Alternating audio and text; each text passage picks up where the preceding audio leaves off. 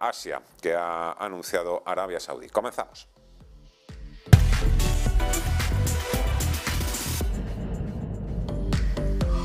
Vamos a pasar un poquito revista hoy a nuestras carteras, vamos a ver qué es lo que pueden decirnos las expectativas que maneja el mercado. Saludamos ya a Diego Fernández Felices, es director de inversiones de AIG Banca Privada. Hola Diego, ¿qué tal? ¿Cómo estás? Muy buenas tardes.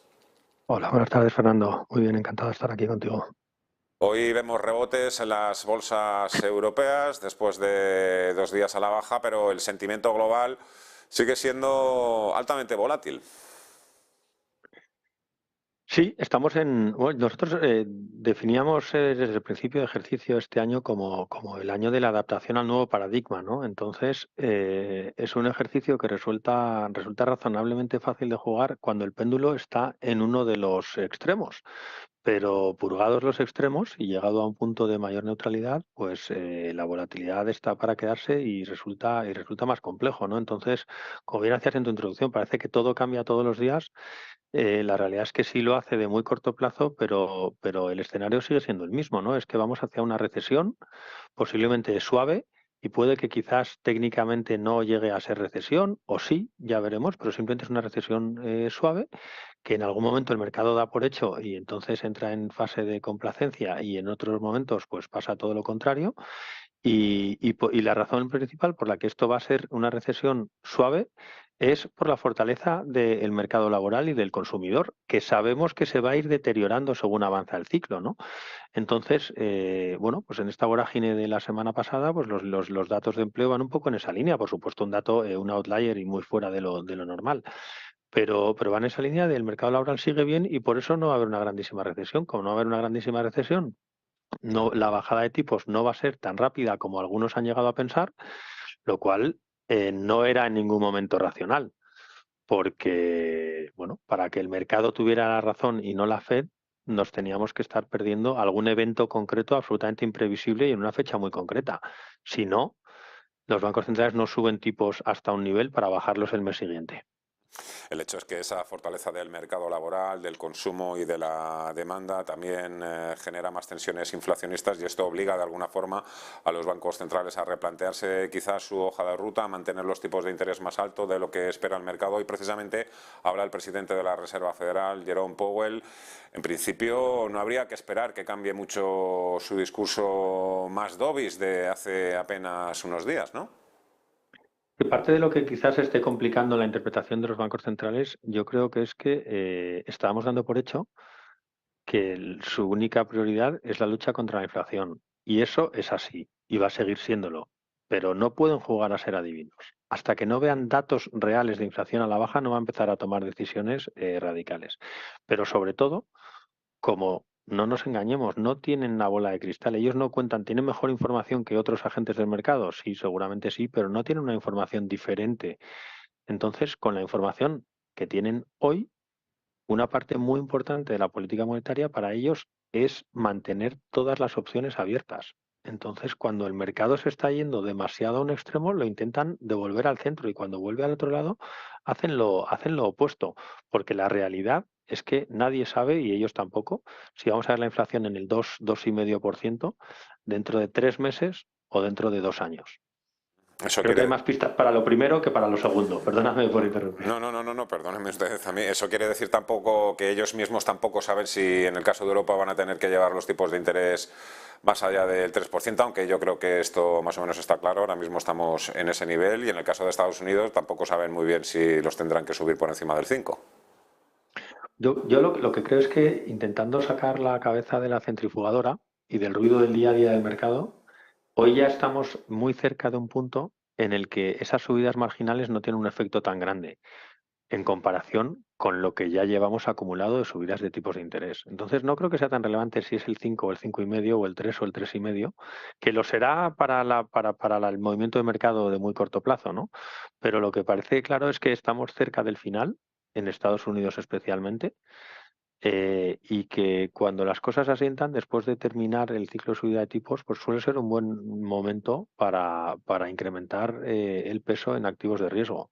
Esto no sabemos si va a ser ahora o dentro de 3 meses, y quizás es algo más complejo porque hoy no tenemos un mercado tan fácil como lo que teníamos a final de año, y en eso me refiero a un posicionamiento tan extremo de todo el mundo, ¿no? Porque mencionabas al principio, es cierto que el mensaje generalizado es negativo, pero precisamente por eso parece que quedan menos vendedores en el mercado. El inversor va por detrás del mercado y lo que los ingleses llaman el FOMO, ¿no? El miedo a perderse las subidas, pues va tomando un peso relevante en las bolsas. La verdad es que 2022 fue un año tremendamente complejo de gestionar, caídas del 20% en las bolsas, 15% en renta fija, la cartera 60-40 cerró también con recortes del 15%, pero 2023 parece también que va por el mismo camino, va a ser un año muy duro, muy complicado de gestionar. Bueno, yo suelo bromear con frecuencia, ¿no? Que a veces en esta industria somos especialistas en contar lo difícil que es nuestro trabajo. Y sin duda, el intentar acertar el mercado lo es, pero mantener una cartera razonablemente equilibrada con una exposición a factores de riesgo medidos hoy no es tan difícil como lo era. Y la realidad es que hoy tenemos diferentes opciones de inversión y por fin también afectan al mercado de renta fija en los que podemos tener una rentabilidad esperada razonable con un riesgo remunerado. El riesgo sigue en el mercado, estamos en un entorno de riesgo alto, sin ninguna duda, pero algo que cambia las normas del juego absolutamente es que por fin ese riesgo alto en el que seguimos estando está al menos correctamente remunerado. Entonces, por ejemplo, del mercado de renta fija. El Tesoro español ha colocado hoy hasta 5.500 millones de euros en letras a 12 meses, lo ha hecho al 2,81% en pleno boom. ¿Ustedes comparten el furor por las letras y los bonos de deuda soberana o hay mejores opciones para los inversores conservadores? Son una opción razonable de inversión para los inversores conservadores, que nosotros llevamos mucho tiempo sin utilizar y que también estamos utilizando de manera bastante activa en muchos de nuestros fondos y en muchas de las carteras de nuestros clientes. Lo que sí avisaría es, primero, la importancia de la diversificación y además que en las carteras de los clientes al final lo relevante es la rentabilidad financiero-fiscal.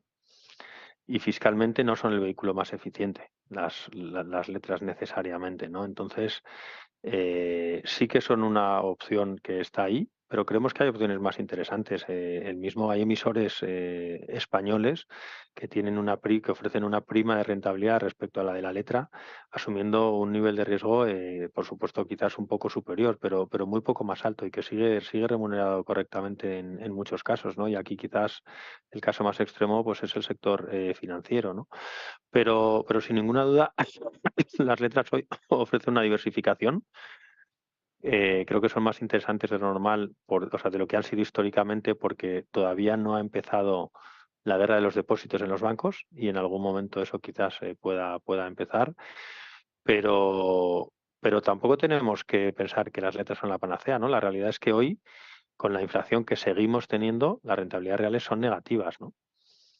Hablemos también de un sector que me interesa mucho tocar, fue uno de los que lideraron la rentabilidad en 2022, que fue la industria o el sector de los semiconductores. Hoy hemos tenido noticia, Taiwán, este es el titular, Taiwán sufre la peor caída de sus exportaciones de semiconductores desde 2009.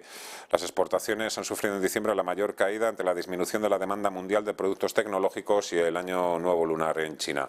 Hay que seguir invertidos en el tema semiconductores porque nos decían que iban a seguir escaseando, pero claro, la demanda mundial también se ha frenado. Bueno, es un sector muy cíclico. Y sin duda la demanda puede sufrir durante algún tiempo, pero la realidad es que ha habido un déficit de inversión en los últimos años.